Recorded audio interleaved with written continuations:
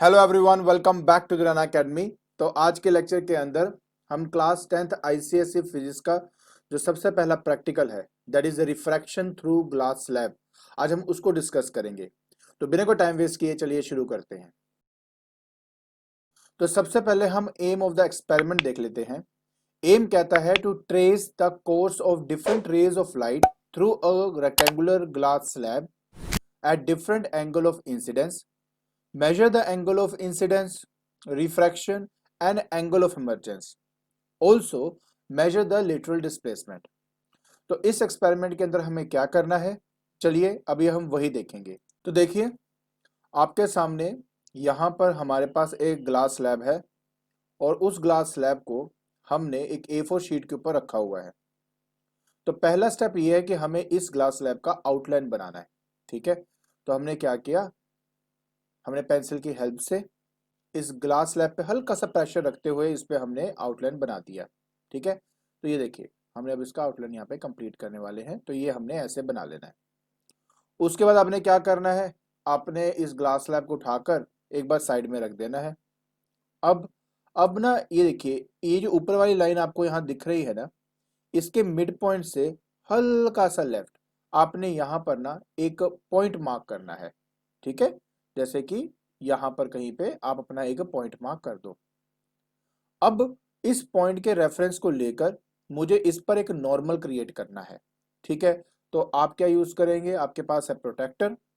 सो protector की help से अब आपने क्या करना है, इसके ऊपर 90 है ना, 90 पे पहले डॉट लगा देना। फिर इन दो डॉट्स को आपस में डॉटेड लाइन से ज्वाइन कर देना। तो ये जो लाइन अभी आपको यहाँ दिख रही है ये है आपका नॉर्मल। ठीक है, तो ये आपने यहाँ पे अपना ऐसे नॉर्मल बना देना है। फिर आपने क्या करना है, अब आपने इसमें इंसिडेंट रे बनानी है। तो इस एक्सपेरिमेंट के लिए जो इंसिडेंट रे मैंने ली है वो 45 डिग्री है। तो हम इसको दोबारा ऐसे प्लेस करेंगे। प्लेस करने के बाद आप देखिए यहाँ पर आपका 45 होगा, नहीं तो आप यहाँ पीछे से ऐसे काउंट कर सकते हो 10 20 30 40 एंड 45।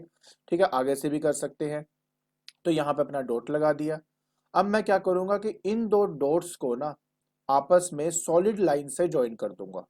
ठीक है, ये आपका सॉलिड लाइन मैंने यूज कर लिया। याद रखें, चाहे मैंने कहीं पर इन लाइंस पर एरो लगाया होगा या नहीं लगाया होगा, आपने हमेशा ये जो सॉलिड लाइंस होती हैं इन पे आपने एरो लगानी है, because it actually shows the direction of light. ठीक है, जिस डायरेक्शन में आपका लाइट जो है वो फ्लो कर रही है। तो ये जो एंगल है ये आपका 45 डिग्री का एंगल है। अब हमने क्या कर दिया, इस पे एक एरो लगा दिया लाइक दिस। ठीक है, इसका मतलब होता है कि रे एक्चुअली यहां से आ रही है at an angle of 45 degree.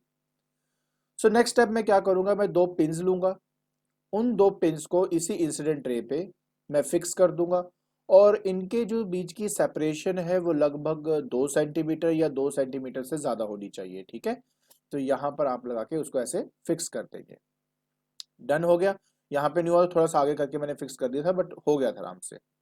Done हो गया। अब देखिए, अब मैं क्या करूंगा, जो मेरा ग्लास स्लैब है ना उसको दोबारा इस आउटलाइन के ऊपर रखूंगा। प्रॉपरली प्लेस करना है। ठीक है, जहां पे आपने आउटलाइन बनाई ना बिल्कुल प्रॉपरली आपने प्लेस करना है।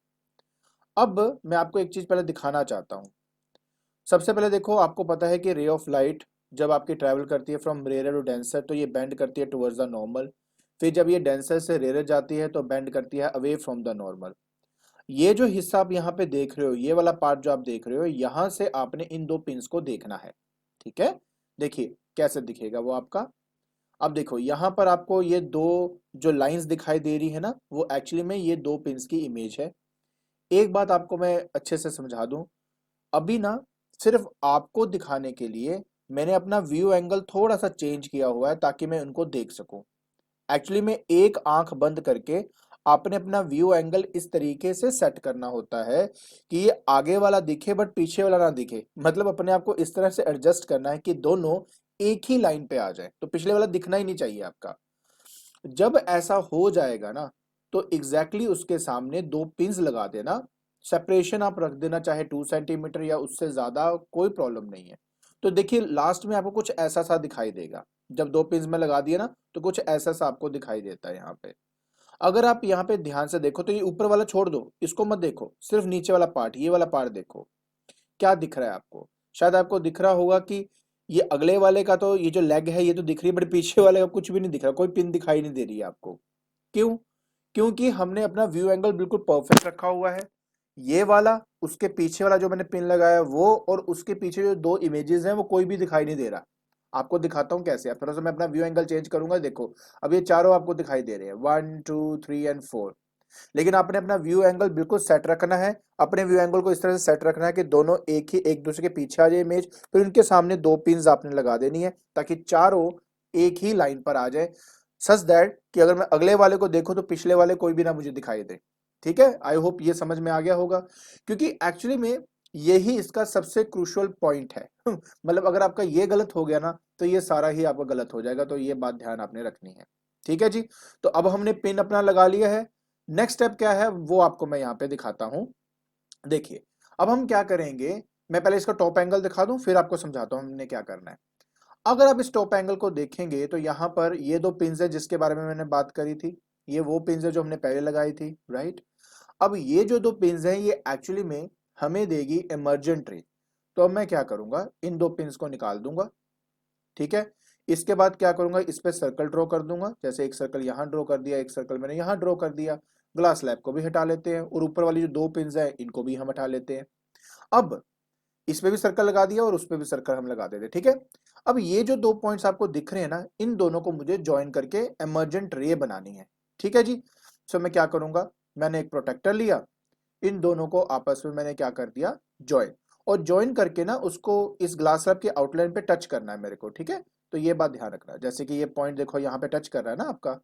अब इस पॉइंट को थोड़ा सा डार्क करते हुए प्रोटेक्टर की हेल्प से अब मुझे इसमें एक नॉर्मल फिर से बनाना है, तभी तो मुझे पता लगेगा ना कि मेरी एंगल ऑफ इमर्जेंस क्या है आपका। तो इस वजह से अब आप क्या करेंगे, इन दोनों को हल्के से क्या कर देंगे, ऐसे हल्का हल्का ऐसे करके ज्वाइन कर देंगे। ठीक है, डॉटेड लाइन से बेसिकली आपने इसको ज्वाइन करना है। डन। अब मुझे ना ये जो एंगल ऑफ इमरजेंस है ये वाला, मुझे अब ये फाइंड करना है। तो देखिए मैंने अपने इसको आराम से एडजस्ट किया। एडजस्ट करने के बाद मैं आपको दिखाना चाहता हूँ कि क्या एंगल, अगर आप ध्यान से देखो, ये देखो ये है आपका वो लाइन जो है वो एक्चुअली 45 46 के बीच में जा रहा है, तो लगभग 0.5 डिग्री का फर्क है। आप ज्यादा से ज्यादा ना 1 डिग्री का या 2 डिग्री का फर्क डाल सकते हो, उससे ज्यादा मत डालना। ठीक है, तो 1 2 डिग्री का फर्क हो सकता है, उससे ज्यादा बिल्कुल भी नहीं हो सकता आपका।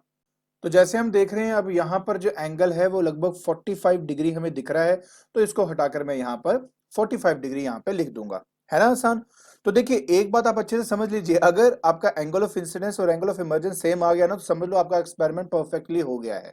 ज्यादा से ज्यादा 1 डिग्री, ठीक है, ज्यादा से ज्यादा 1 डिग्री का फर्क डाल दो, इससे ज्यादा मत डालना। ठीक है, मतलब आपका 44 आ जाए तो भी ठीक है, अगर आपका 46 आ जाए तो भी ठीक है। अगर उससे ज्यादा आ रहा है ना तो इसका मतलब आपने पिंस अच्छे से नहीं लगाई और प्रॉपर एक दूसरे के पीछे वो ऐसे मतलब छुप नहीं रही हैं, तो इसलिए इसको दोबारा फिर आपको करना पड़ेगा। डन हो गया। अब क्या करना है कि मेरे को एंगल ऑफ इमर्जेंस मिल गया। अब मुझे क्या करना था कि ये जो दो पॉइंट्स आपको दिख रहे हैं ना इनको ज्वाइन करके मैं अपना रिफ्रैक्टेड रे बनाऊंगा। देखिए एक गलती जो मैंने किया वो आपने नहीं करनी कि एरो नहीं लगाया, एरो आप प्लीज इसको ध्यान से लगा लेना। अब अब मैंने इस पे रख के क्या किया, इसका एंगल पता किया। अब एंगल जो देख रहे हो ये है आपका 60, ये है 90, सब्ट्रैक्ट करना है ये एंगल आपने, तो ये आपका 30 डिग्री यहाँ पे आ जाएगा।